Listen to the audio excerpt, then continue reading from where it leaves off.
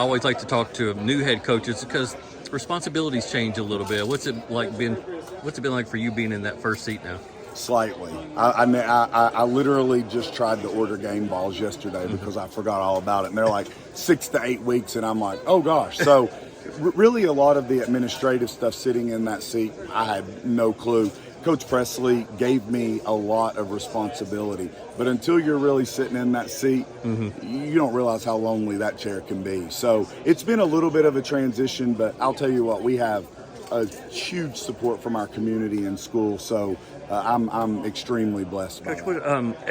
every new coach that comes in and takes over kind of puts their own fingerprints on it. What do you feel like people might see slight changes or just anything strategy-wise or scheme-wise or anything? Yeah, we honestly, this summer we haven't even really, actually going back to the spring, we haven't even really focused on the schematic part of it. We have focused on the one thing that is our Achilles heel and has been, and that is our undisciplined behavior, the way we handle adversity. And so we've been working through strategies all along. We're at camp at Emory and Henry right now, bringing up illustrations and showing them how one moment can't turn into a quarter that turns into a game.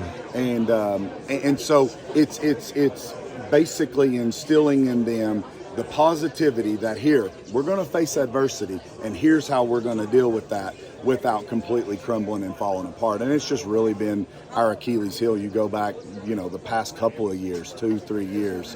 And so it's been our primary focus. I mean, we really haven't drilled into every X's and O's. It's been more so about fixing us, and then I feel like the rest of those kind of things will take care of themselves.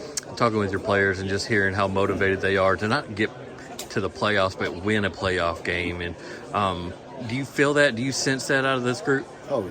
I mean, it's a sense of urgency for all of us. I mean, we wouldn't be kidding you that when we took the program over 4 years ago, that they went through, 7 head coaches in 7 years. Year 2, we go to the playoff. We kind of check that box. But, it's like I tell them, our expectations should be the same as Bearden and Farragut and Powell and all these other area schools. Our expectation is we want to win, right? We want to put the best product on the field for our school and our community. And these kids deserve that. Our community deserves that. So there is a sense of urgency, and we don't talk about that. So that's a good thing as a coaching staff, that our kids, that's on their mind. Like, here are the things, here are the steps that we've got to do to accomplish our goals. So that's a great thing.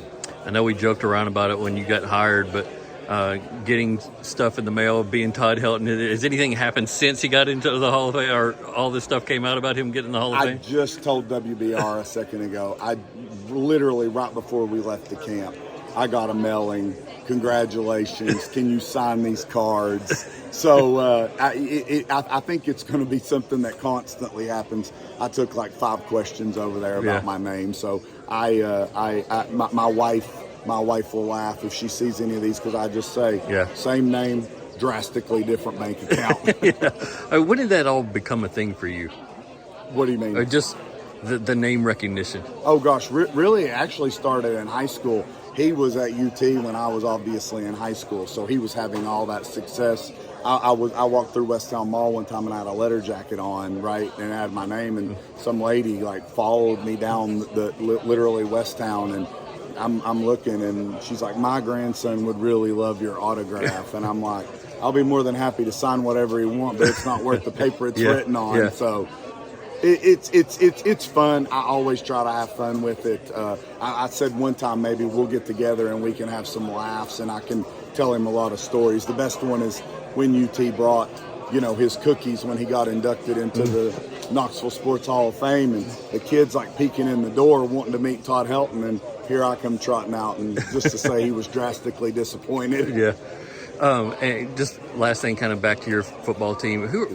We saw some young guys last year make some splashes on offense, whether at quarterback or running back. How are those guys looking? Who are some guys for us to kind of keep an eye out for? Oh gosh, first of all, Jody Scruggs. He's a junior, played last year, about a 1,900 yard all-purpose back. We get Brody Sparks back, our quarterback. He's a sophomore, came off of an elbow surgery. I think his first game back was Northview. Ended up throwing for about 1,300 yards. I mean, definitely those. I mean, but I'll tell you, I mean, we're littered with some guys on defense too. A kid that I'm sure everybody will have their eye on as this season progresses and as next is Jake Coffey. He's an offensive lineman. He's a junior, but he's also anchors our defensive line. You know, he's a 17 tackle kind of defensive line, which is, you know, unheard of in today's time. So we have a great nucleus of returners that are kind of a mixture of young and old, which is a blessing as a coach.